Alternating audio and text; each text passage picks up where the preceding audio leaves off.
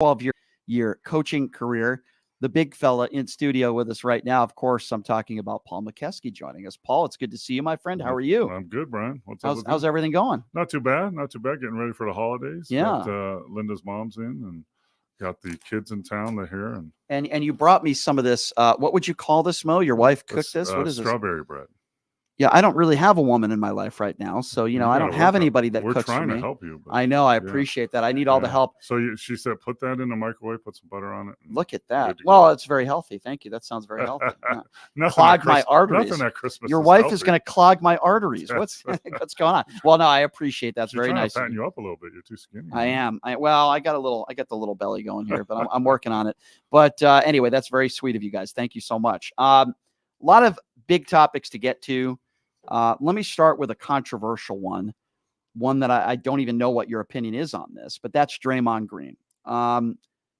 In my personal opinion, in practice, when you sucker punch somebody, and I know Michael Jordan wasn't really a sucker punch, but he's been in scuffles, and I know some of the best players to ever play the game. It happens. I get that. This isn't a one-time thing. It was a violent punch, and I said to myself, wow, that guy's got serious. He shouldn't even be in the league. It happens time and time again with these, I'm not even going to call it a flagrant foul. It's just non-basketball plays, punches and knees. And we're talking dozens and dozens of time in his career. And I think the commissioner finally just said, enough's enough already. I mean, this guy needs help. How many chances can you give this guy? Yeah. I mean, as far as that punch in practice to Poole, I watched it because I've been in practices as a player and a coach. I've seen fights, I've seen altercations.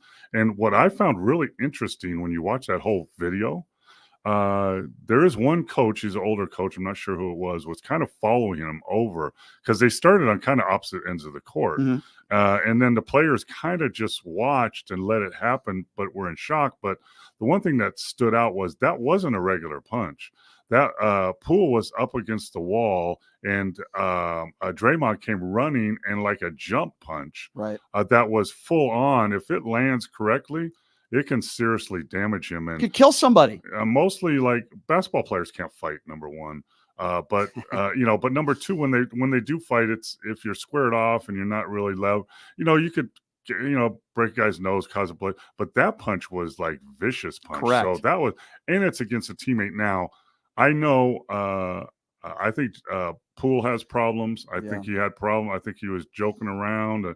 But I think he got really serious with the comments and personal with what he was saying to Draymond in practice.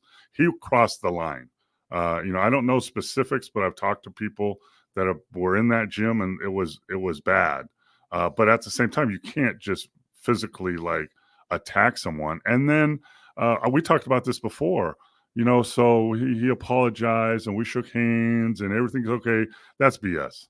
No, even if they did, that kind of thing sinks deep in the player, your teammate. Can ruin the chemistry of a team. Oh, right? It did. And it did. Yeah. And it did. And did it force Poole's departure a little bit, but also the way he acted in the playoffs. In your playing days, Mo, did you ever have a situation where, I'm not going to say somebody sucker punched somebody, but a situation in that aspect where it just tore apart a team? No, I've seen some altercations. One of the scariest was like my last year in the league, and it was in '91. And one of the players that you would know is starter, and then there was a rookie on the team, and we're on the road practicing in someone else's gym.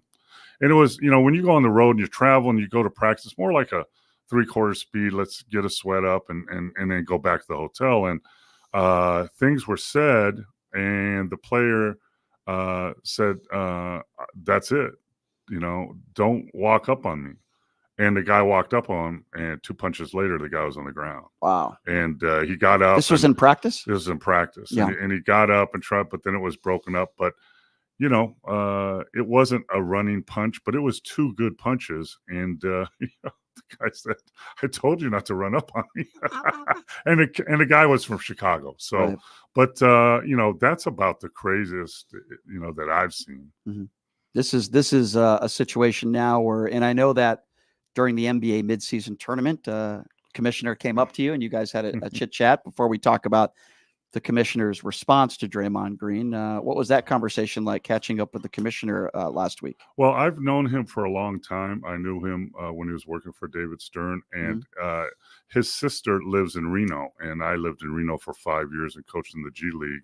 And she does a charity for the Boys and Girls Club. And he sat at Linda and my table. We sat at his table, and we had great conversations. And I just wanted to make sure he knew that as a former player and former coach, I really respected and am excited of the in-season tournament and what he did with it, because you remember it was announced here in Vegas during the Summer League, and people were kind of snickering about it and no one's going to take it serious. Well, they made it serious. They put it on TV. They changed the courts. They changed the uniforms, and they got the interest of the players like LeBron. And it's an event that it's exactly what he wanted it to be, create interest to the NBA early in the season. And I just want to make sure he knew that as a former player, I really respected what he was doing. And I'm glad you said that. I'm sure he appreciated it. And you know what? Based on the press conferences, and I spoke to pretty much every star player that was in town, and they all had nothing but positive things to say about the commissioner. I mean, LeBron James called him a genius. This is unprecedented. Nobody ever talked like that about David Stern. Listen, Stern, very smart guy. Yeah. I'm just saying players didn't talk like that about David Stern. David was, let's face it, brought the league out of serious problems in the 80s with drugs and fighting and all that stuff, and really got it. But he ran the league with an iron fist, and he didn't put up with anything from people he was were working for him or players, and no one really got that close to him. Some did, Bob Lanier, guys like that.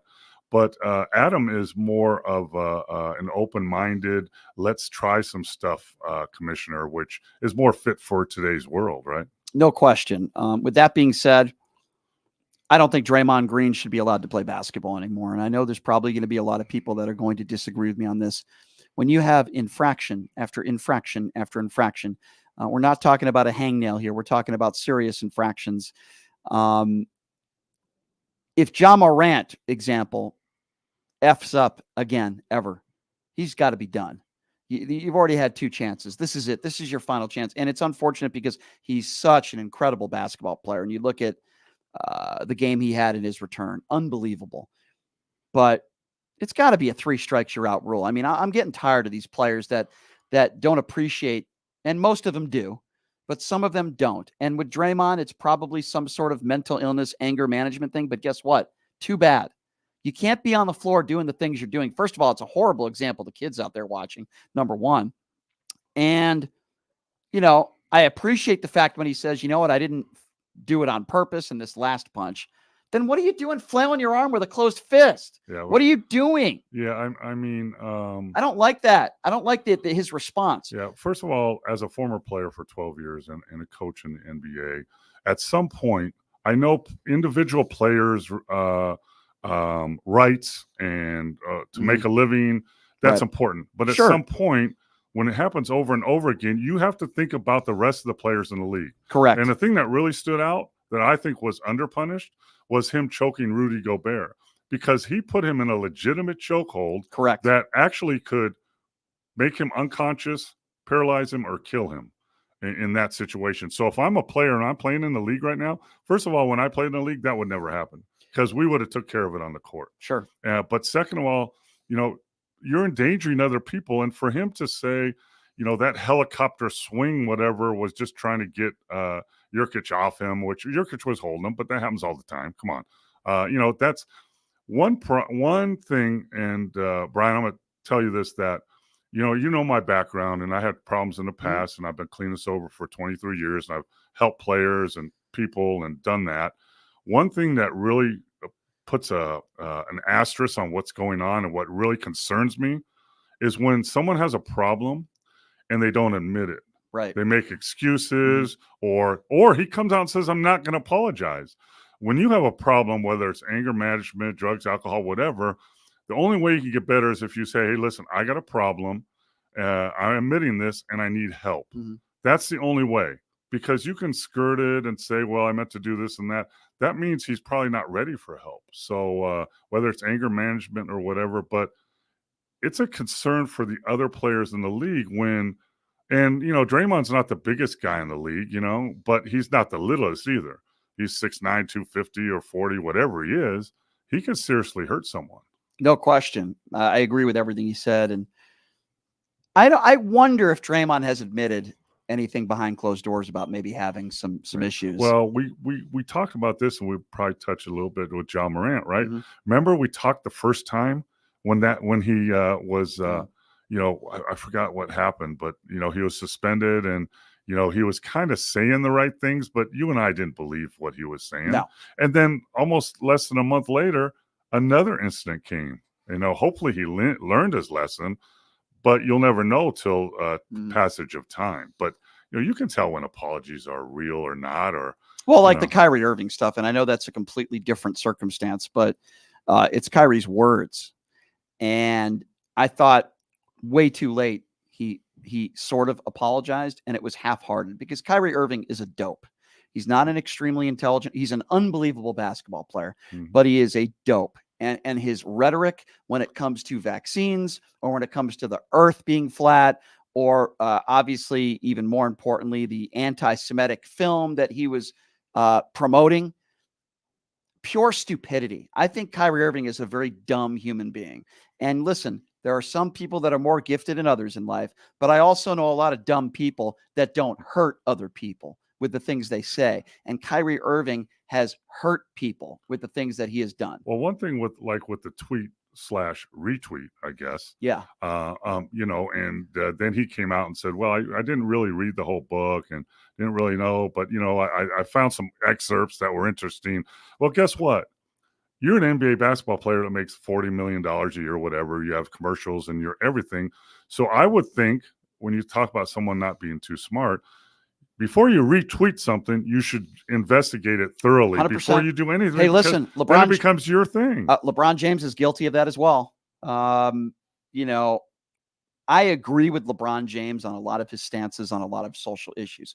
And I also believe that LeBron James's heart is absolutely in the right place. I wouldn't always say that about Colin Kaepernick. I question him at times. I can tell you beyond the shadow of a doubt, I believe LeBron's heart is in the right place. When he talks about black women, he talks about minorities, he talks about racial issues. I believe he does want to make an impact, and I believe his heart's in the right place. But there have been times where he will talk about an officer-involved shooting. I remember a police officer shot a young black woman who had a knife in her hand. And LeBron was chastising and criticizing the officer, and it turns out the officer was a hero. Now, a lot of times LeBron is right when he talks about police brutality, and I agree with him. But you can't attack a police officer without knowing all the facts, and he was wrong. And you know what? I wouldn't be talking about it if he just went on there and apologized, but he doesn't do that. When he says that every African American leaves their house, feels like they're going to be shot by somebody. I understand systemic racism exists, and I'm not one of those people that would deny that. And I listen to people that don't look like me, and I want to hear from them. But a lot of people that don't look like me that are black said LeBron was wrong. I don't feel that way when I leave my house. I don't feel like a victim every second of the day. And when LeBron talks like that, I feel like he's not perfect. I get it, but it's very irresponsible. I understand LeBron was brought up in a poor neighborhood, brought up by his mom. I have so much respect for LeBron with what he turned into. It's unbelievable, right? And he's a good family man. He's a good father. He's a good husband.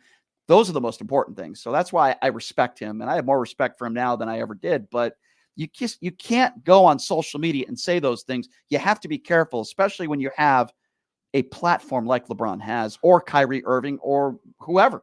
Yeah, and it's interesting to me that when situations arise and there's a question about someone, did they really have a knife or a gun, or were they this or that? Hey, let's wait till we get all the facts. That's what everybody says. But then when it involves an officer that shoots someone with a knife, well, you should do a stun gun, or you know what you should do? You should look on YouTube and see all the people that are hit with stun guns. It doesn't even affect them. A lot of them it doesn't, and that was idiotic. By the way, that officer saved lives. Yes. And he is a hero. And LeBron, you know what LeBron should have done? He should have called that officer. He should have started a GoFundMe page for that officer, destroying his character. Again, I talk about officer-involved shootings and police brutality all the time. I went to Black Lives Matter protests, and I got to say, and it was one of my biggest criticisms, not to really get into politics here, but I guess we're getting into it. I love Barack Obama. I think he's a great man, intelligent, good father, good husband. I love the Obama family. They're classy people. One of my biggest criticisms of Obama, who, by the way, if he ran for office, which he can't today, I'd vote for him in a second, was the Ferguson shooting. And, he sent members of his administration to the funeral of Michael Brown. The evidence was overwhelming based on witnesses that were there and DNA evidence and all that stuff that Michael Brown attacked that police officer. There was no hands up, don't shoot. Now, in some cases there are, and I want those, and I talk about those on this show all the time. And I also like to talk about hero cops, like on UNLV, those campus police who took out that shooter. They are freaking heroes, and we need to know who they are and talk about them. They were so close to being killed themselves. Absolutely. They were so close. They are, they are the utmost when it comes to heroes. But that police officer in Ferguson didn't do anything wrong. Now, they might have had issues in Ferguson with racism and police brutality. Fine, but not in that situation. Michael Brown is not a hero. He's not a martyr. He was not a good guy who just committed a strong arm robbery and attacked that police officer. And that police officer had the right to pull the trigger. And Obama sending his administration out there to Michael Brown's funeral, really bad luck. I know what he was trying to do. I'm sure he had the best intentions, but you can't do that. Okay.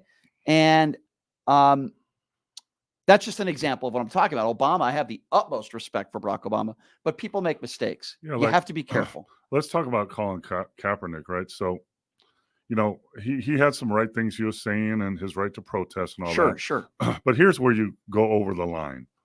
When you go to practice, and I have a heart for this, when you go to practice and you wear socks that pigs are in police uniforms, and you're insinuating that all police are bad and pigs, that's wrong too. So agree. Agree. Mo, I talked about that at length, and we can get into the Kaepernick stuff, but guess what, Brian? Yeah. And everyone's if he was good enough, right, and would accept being a backup, he'd be in the league. I don't care what other people say. I tend to agree with you. The Fidel Castro shirt that he wore. Here's the thing, right? If you want Colin Kaepernick to be the poster child of that sort of stuff, then you can't do that. You have to work with police, right? And wearing a Fidel Castro shirt, promoting him, is just pure. I interviewed Colin Kaepernick a couple times because he was, as you know, the starting QB for Nevada Reno when he played games here, and gifted athlete. I remember interviewing him at his college. I said, "It doesn't seem like the smartest guy in the world." Do I think his heart is in the right place? Maybe it is. But I also find it interesting that he decided, and I don't have a problem, by the way, with any athlete taking a knee during the national anthem. I want to be very clear on that. Donald Trump called those individuals sons of bitches. That's a peaceful protest as far as I'm concerned. And if I was on a team with a bunch of people who are black and they wanted me to do that and they told me why, which I believe all the athletes for the most part are doing it for racial equality, and I would have no problem taking a knee with them in solidarity. I want to be very clear on that. I just feel like with Colin Kaepernick, his intentions might have been a little different. First of all, why did he do it towards the end of his career when he was a backup? He's making more money now off the field than he did on the field. Great. I know he's Nike commercial. Correct. Yeah, that was a good commercial. I know he's donated some money to charity, and I get that. But I have some questions when it comes to his motivation, I guess you could say. And what bothers me is people saying, well, he'd have a job. A lot of times they don't know exactly what's going on, right? So you could be good enough to be a backup in the NFL or the NBA or NHL or whatever. You could be good enough to be a backup, but once you're a starter, you have to accept that role. And a lot of their egos or their pride or whatever, or they just don't want to, and that's fine. But don't say that, he's good enough to be a backup because, I remember Allen Iverson, one of the best players and scorers in Philadelphia history. And I scouted him. I saw him play in person, unbelievable player. And I remember later in his career, I think he went to Memphis or New Orleans and said, yeah, I'm okay coming off the bench and playing 20 minutes, and that's good for my career. But after about a month, he couldn't do it anymore because he didn't want to be a backup. So he just left, But, as far as Colin Kaepernick, he has to be able to accept that. But that's kind of past and moot at this point. Yeah, he's certainly, in my opinion, he's not going to be an NFL player ever again. No. But there are a lot of people in the league, outside of the league, in any sport that I believe are very genuine, and they care about these issues, and they should be. 80%, maybe 90%. No question. Yeah. And a lot of these players have talked to local law enforcement. They want a better relationship between law enforcement and their communities, and I think that's admirable. Some people might have ulterior motives. I don't think that's the case with LeBron James. I think he's doing it because he cares. Isn't always right. He's not perfect. Nobody is. But you have to be very careful with what you tweet out when it comes especially when you have that follow. I mean, it's huge following. Yeah, it's unbelievable. An enormous following. Anything you say is going to – and you know what else you have to do as an athlete these days? And I've talked to – I went to New Mexico State, talked to their football team, about choices, decisions, and consequences. And now with social media, the word's out there. And, I emphasize to them that, you know what, there's the social life, that you see on the media and everything's great and everybody's smiling. And then there's the real life. And those are two different worlds. But if you have that kind of following and say something just minuscule, and it'll be blown out of proportion, and you just got to be very, very careful. Yeah, I mean, and that's the problem with social media is it's in ink, right? And you say something, you can't really take it back. I mean, you know better than anybody, Brian, yeah, right? Of course. The power of the pen is more mighty than the sword, right? Yeah, no question about that. And there's more than that. So no question. You have to be really careful with things you say, especially today. And a lot of people in society, they lose their jobs over things they might say on social media. And sometimes I don't have a problem with that. Listen, if you're a hateful person that says racist, bigoted, anti-Semitic, whatever the case, things, your company probably doesn't want you to represent them. So so let that be a lesson to you. And I think that was the issue that I had with Donald Trump and the Donald Trump era, is that I believe, as I said before, it's not that there's more racists or more people that are anti-Semitic or more bigots out there. It's that Donald Trump made these people more comfortable in their bigotry. And that's got to change. And we got to call these people out. And it's more way for them to come out. And, I was listening to your Tom Arnold interview, and he sounds like a great guy. He's really interesting and led an interesting life. But, and I heard what Roseanne Barr said on stage. Yeah. And then I heard what Jason Whitlock, who I remember because I went to University of Kansas, and he was a reporter in Kansas City first. Controversial, said some crazy things. I mean, listen, Brian, I could go on the air right now and say some crazy, crazy stuff, like Michael Jordan wasn't very good. I was better than him, and go overboard, and I could get some play on social media. But, that's not the right thing to do. But what really stuck out was kind of how confused she was on stage. And then she's talking about, it wasn't she the, in her show, she was the domestic goddess, right? Yeah. The domestic goddess is going on stage with where Jason Whitlock was, who just said women shouldn't vote. I mean, you know what that means to me? You don't either understand or care about what that whole cause is or what that whole thing. Well, it's one of two things with Jason Whitlock, and I don't know him personally, not that it matters. It's either he's extremely bigoted and ignorant and chauvinistic, or even worse than that, is he doesn't believe the things he's saying, but he only says it so that he can make money and be controversial. There's a lot of those people, yeah. There are a lot of those people. I don't know which one it is for him, but if he actually believes these things he's saying, either or, he's despicable. To talk about how the man in the family should be the only person to vote. I mean, what are we going back to in this country? And the fact that there are people at this Turning Point USA crowd that were actually cheering him on. What does it say about them? It's like a Klan rally over there. I mean, it's unbelievable. Yeah. I mean, and we're getting into it, but I've said that before, and we've talked about it, and it's really scary of what we come to. Cause I know in one of your conversations is, so we have January 6th on the calendar. Well, do we have it on the calendar? Probably because it was one of the most embarrassing things in modern history that our country's ever been. Right. I remember watching that in horror, and I was thinking, I have friends all over the world, Italy, Spain, South Korea.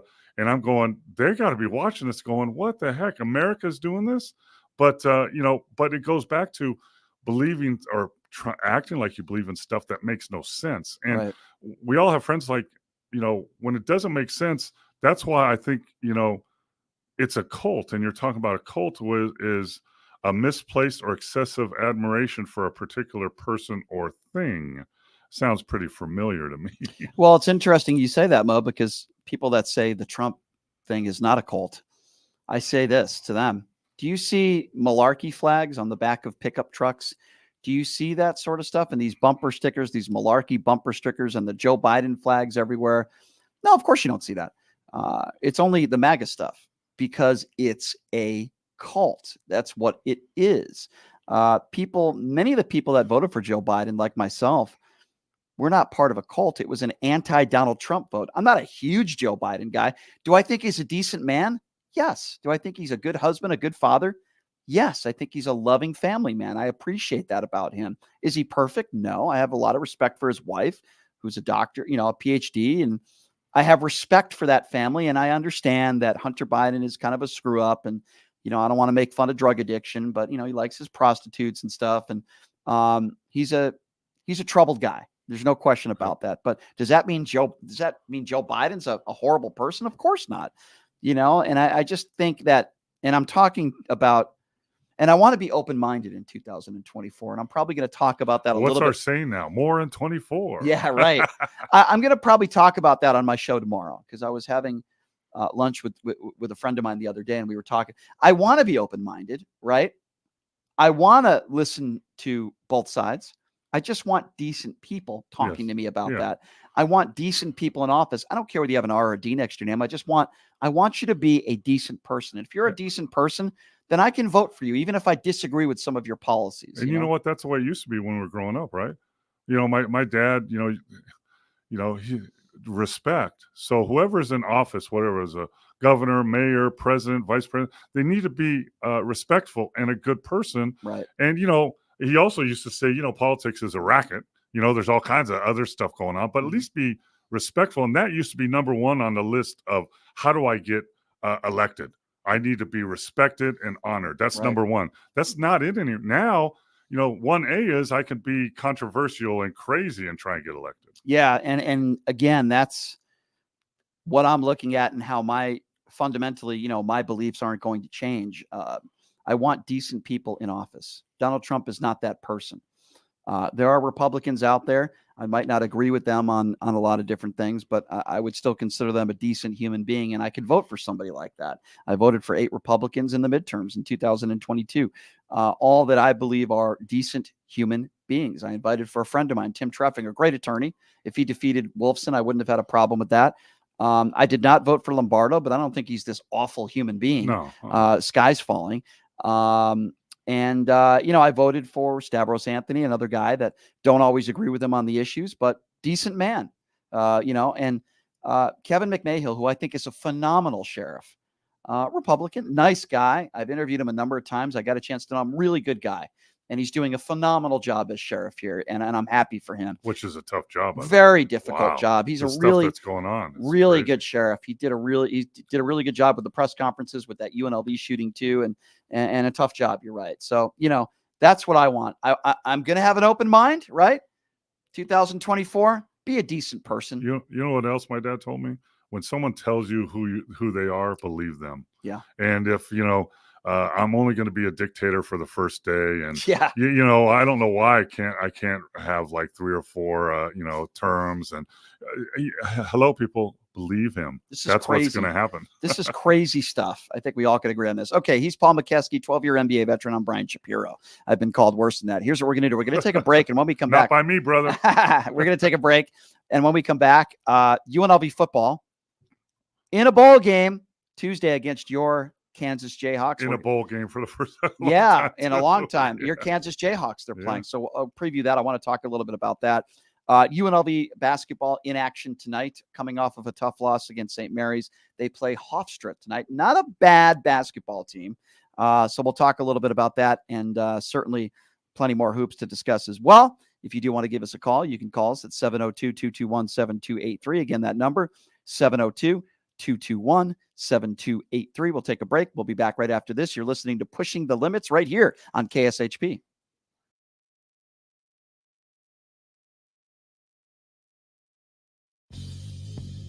Hey, everybody, are you struggling to find a pizza place that reminds you of Brooklyn? That true blue New York style pie? Well, worry no more. Stallone's Italian Eatery Pizza is a knockout. We're located at 467 East Silverado Ranch Boulevard, just off of Premium Road, half a mile east of South Point Casino, just minutes from the Las Vegas Strip. Come by and grab a slice of pie. Plus, check out our Brooklyn-inspired Italian cuisine. Our sandwiches are super hero, that is, because why be a sub when you can be a hero? Stallone's Italian Eatery is here to serve you phenomenal food, Vegas. Forget about it.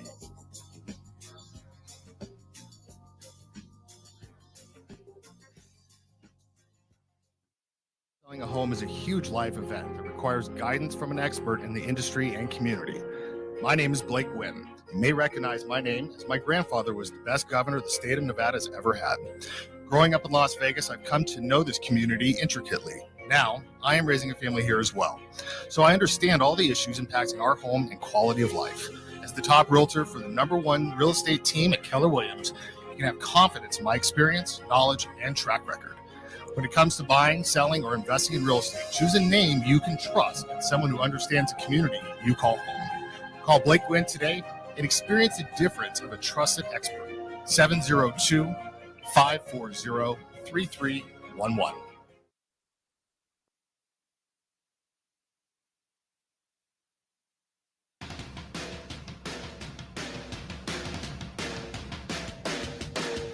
Hey everybody, it's Brian Shapiro from Pushing the Limits here. I want to tell you guys about my good friends at the Postal Annex. They have a notary signing agent on site daily, no appointment needed, and they offer a full scale of printing services from shipping labels to documents, business cards, banners, photos, and business signage. They're your passport service headquarters. They offer passport photos and they can renew your adult passports. If you're traveling in a hurry, they can get those passports to you within 7 days or less. Mailbox rentals with a physical street address, and they also receive your packages from Amazon, UPS, FedEx, USPS, and more. Here's the best part. If you're a Pushing the Limits listener, they have an introductory rate of only $39 for a 3-month service. You can't beat it. Give them a call, 702-873-8005. Check them out at 6130 West Flamingo Road. It's the Postal Annex. Tell them I sent you.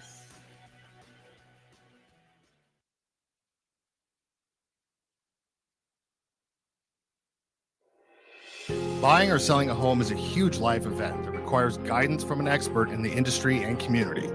My name is Blake Wynn. You may recognize my name as my grandfather was the best governor the state of Nevada has ever had. Growing up in Las Vegas, I've come to know this community intricately. Now, I am raising a family here as well. So I understand all the issues impacting our home and quality of life. As the top realtor for the #1 real estate team at Keller Williams, you can have confidence in my experience, knowledge, and track record. When it comes to buying, selling, or investing in real estate, choose a name you can trust and someone who understands the community you call home. Call Blake Wynn today and experience the difference of a trusted expert. 702-540-3311. Hey, everybody, are you struggling to find a pizza place that reminds you of Brooklyn? That true blue New York style pie? Well, worry no more. Stallone's Italian Eatery Pizza is a knockout. We're located at 467 East Silverado Ranch Boulevard, just off of Premium Road, half a mile east of South Point Casino, just minutes from the Las Vegas Strip. Come by and grab a slice of pie. Plus, check out our Brooklyn-inspired Italian cuisine. Our sandwiches are super hero, that is, because why be a sub when you can be a hero? Stallone's Italian Eatery is here to serve you phenomenal food, Vegas. Forget about it.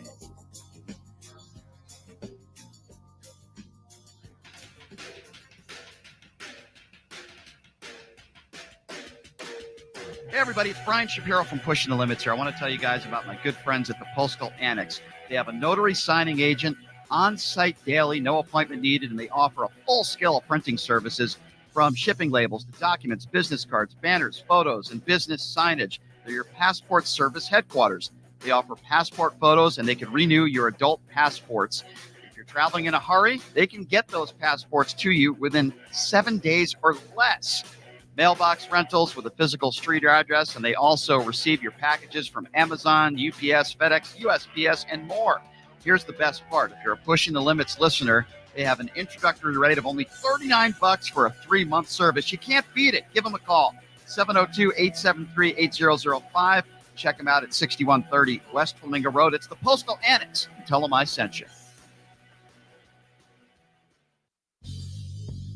Hey, everybody, are you struggling to find a pizza place that reminds you of Brooklyn? That true blue New York style pie? Well, worry no more. Stallone's Italian Eatery Pizza is a knockout. We're located at 467 East Silverado Ranch Boulevard, just off of Premium Road, half a mile east of South Point Casino, just minutes from the Las Vegas Strip. Come by and grab a slice of pie. Plus, check out our Brooklyn-inspired Italian cuisine. Our sandwiches are super. Hero, that is. Because why be a sub when you can be a hero? Stallone's Italian Eatery is here to serve you phenomenal food, Vegas. Forget about it.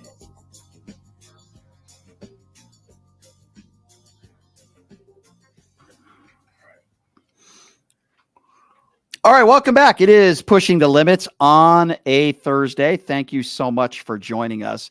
So, little programming note for you. I try to tell you guys who I'm having on the show when I get the information confirmed. So, 21-year-old by the name of Adam Mockler. If you haven't heard of him, he's a college student. He goes across the country basically just exposing how stupid some of these Trump MAGA supporters are. He has a huge following on social media. Anyway, one of his videos went viral the other day because he was at one of those, I guess, town halls with Vivek Ramaswamy. And he just completely embarrassed Vivek Ramaswamy with a question that Ramaswamy refused to answer. So he's going to come on with us tomorrow and talk a little bit about that video. And really smart young man. And I love his videos, by the way. Check him out on Twitter. I think you'll really enjoy it. It's at Adam Mockler, Mockler. So he's going to be joining us on the show tomorrow. That's going to be a lot of fun. Of course, we are also going to have the beautiful Nicole Mitchell joining us for hour number 2. And we have the beautiful Paul Mokeski joining us in studio right now. Different kind of beauty. Yes. Inside beauty. Yes, that's right. So Mo, before we switch to football, let's continue with the hoops and let's talk a little UNLV basketball. They're playing Hofstra tonight. They scored 14 points in the first half against St. Mary's. And I understand St. Mary's, Coach Bennett, great guy, really good coach, good program. They're big, their defense. I get that. You can't score 14 points in 20 minutes of college basketball. And they almost won, I guess, to their credit. But this team, okay, this is my opinion on UNLV basketball. You tell me whether you agree or not. I was at the Creighton game. They had one of those games where they couldn't miss. I give them credit. They were good defensively. They made everything in that game. Sometimes you have games like that where you can't miss. This team is offensively challenged, and that's going to hurt them in conference. They're playing a Hofstra team tonight. Not a bad team. I think they're picked second in their conference. The spread's like 4, so the bookmakers are saying, okay, this is going to be a competitive game. I don't know what's going to happen, and I don't know anything about Hofstra, I'll be honest. But this team struggles offensively, and they go 5-6 minutes without scoring. Can't do that and win a college basketball game. Yeah, and I'll confess I haven't seen them play this year. I'll get out and see them play. But, you know, my philosophy as a coach is you had to have two systems, right? You had an offensive system that adapted to what players you have. If you have 3-point shooters, you're gonna gear it towards 3-point shooters. If you have a couple good post guys, you're gonna pound it into the post. If you have guys that can really use the pick and roll, that's what you're going to do. So you're going to do that on offense. And on defense, you have to have a foundation of a solid defense to be able to win any games in college or whatever level you're playing. So you have to have a combination of both. And to me, it seems like their defensive system is okay. It's in place.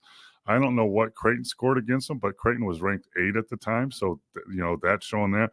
But obviously there's a hole in their offensive system that doesn't let them. Like when you play St. Mary's with Coach Bennett, who is a great defensive coach, a great coach, you need to be able to enforce your will on them. So you need to be able to pick up the pace on offense, be able to get to the glass, score some points, and make them feel out of their comfort zone.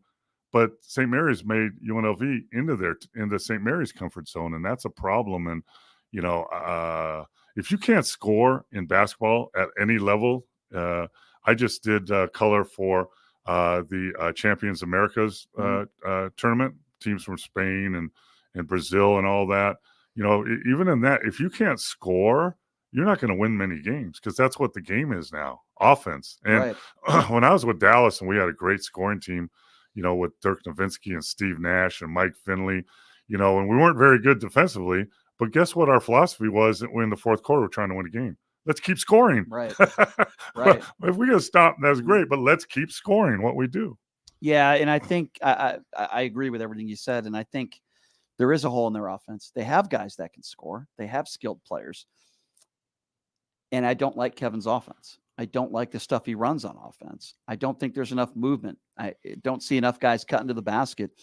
I don't see a lot of guys, everybody touching the ball in a possession. I don't think they have some guys that can create for themselves, but can they create for others?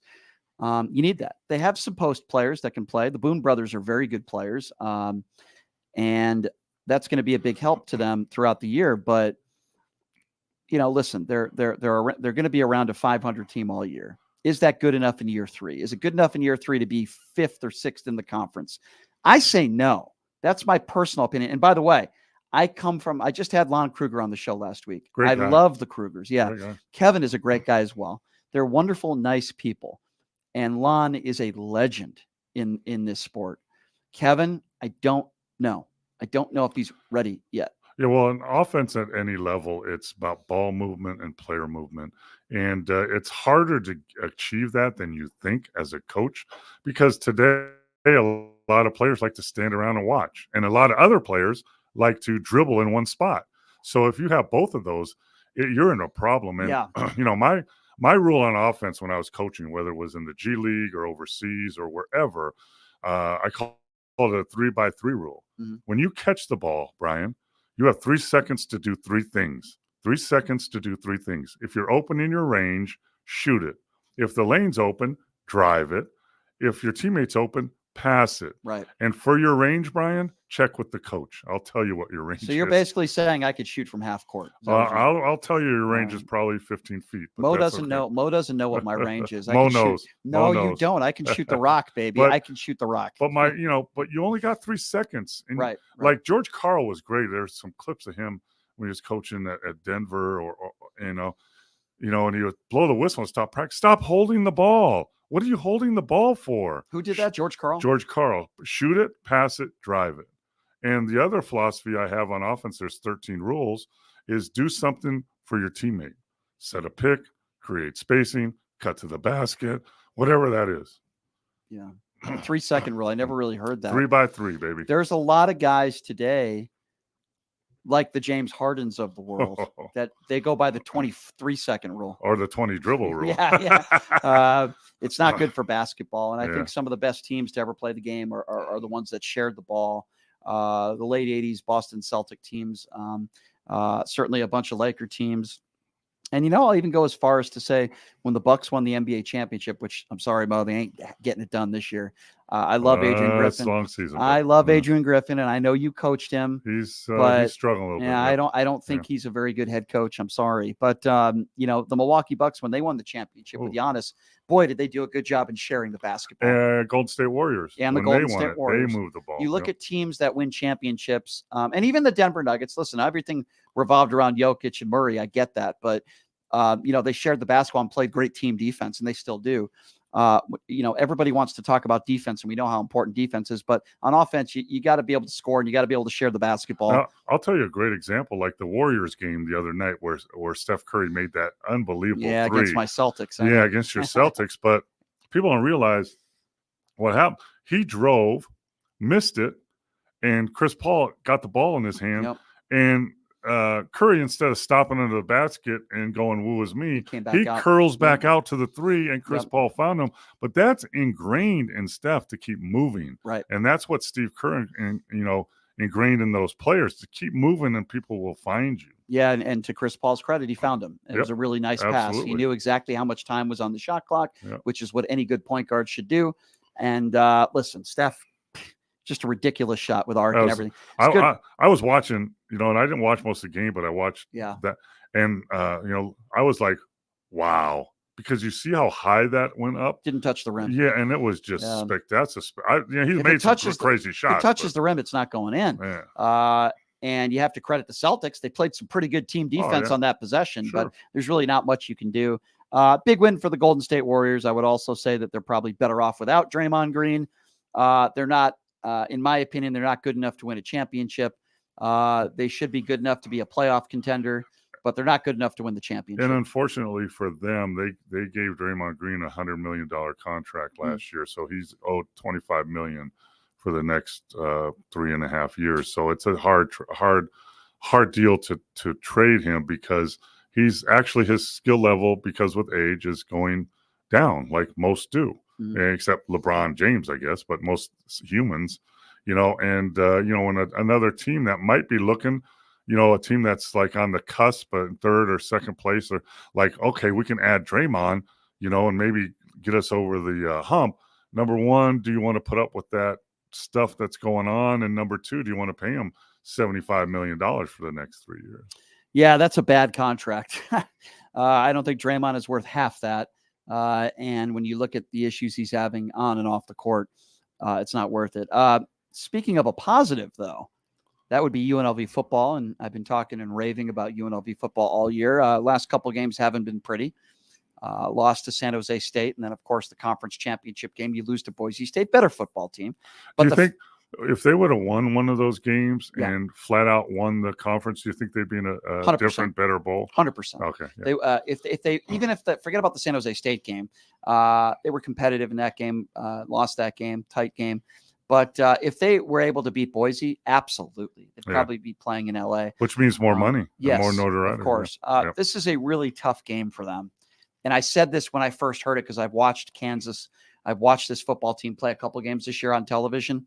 They're very similar to Boise State. That's a bad matchup for UNLV. Why? Because they can score in so many different ways. Their offense is really, really good. It's asking a lot. That's all I'm saying. I'm not going to put it past Coach Odom, who's done a phenomenal job. I'm not going to put it past these players who are going to be playing hard, but it's interesting. It's a tough matchup. Like I'm a Kansas guy, Rock Chalk, Jayhawk, and I've watched pretty much all their games. And what's interesting? They have a defensive back. His name is Kobe Bryant.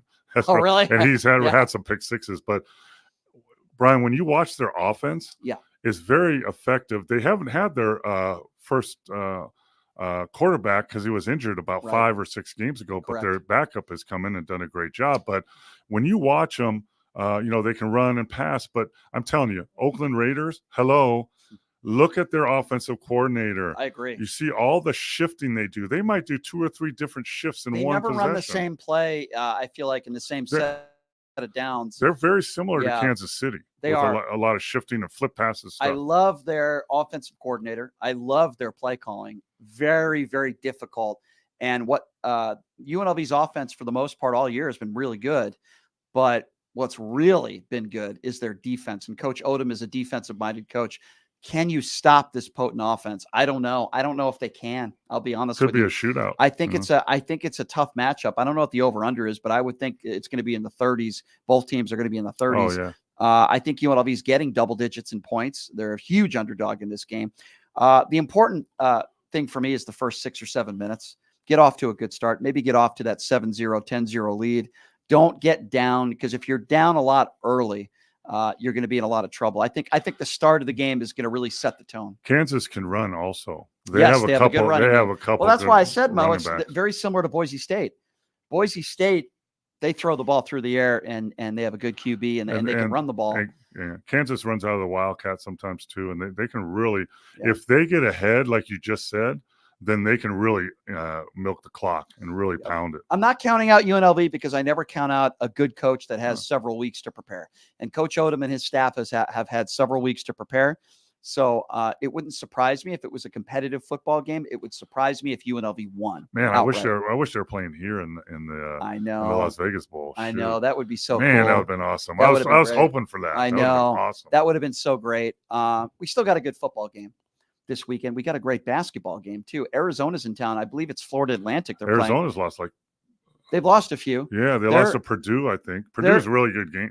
Arizona's a top 25 team. Florida Atlantic's a top 25 team. These are 2 really good basketball teams. It's like a Sweet 16 game in Las Vegas. So great sports day Saturday, Mo. I'm going to check out this game at noon at T-Mobile Arena. Great college basketball game. And then right after is the Las Vegas Bowl at 4:30. So you can't beat that. I mean, it's a pretty cool. It's not as good as my NBA weekend. Yeah, here, I'm telling Vegas is like sports capital, and you run around to all these things: football, basketball. I hockey, try everything. to. I go to most of them, and I have a good time. So, I try to. What do you got going on for the holidays? Well, I got Linda's mom's in town, Oh. so we're gonna have the kids over and Christmas Eve and open presents and just hang out. But you know me, I'm the old guy. Get off my lawn. So I don't like to travel. I like to stay at home and kind of chill and just enjoy the family. That's what it's about. There you go. I'm usually out till 1, 2 in the morning, but I don't know. Now, when you start doing that, like what's happening to me? We're in bed at 11 o'clock on New Year's Eve, so that's when you can say you're old. I don't know if I'll be doing that, but we'll see. Well, Bo, I hope you have a great Christmas, great holiday, you and your family, and we'll catch up with you next week. We need to find a place to watch the UNLV. It won't be in Arizona, I'll tell you that. Yeah, I will happily watch the game somewhere with you here, and maybe we can do that. Maybe we can do that. All right, Bo, always a pleasure. Thanks for coming on with us. Also, thanks to Tom Arnold for taking the time to talk about his ex-wife, one of 4. Tom Arnold's always entertaining. All right, thanks for joining us, everybody. We appreciate it. We'll see you tomorrow, same time, same place. Have a great day.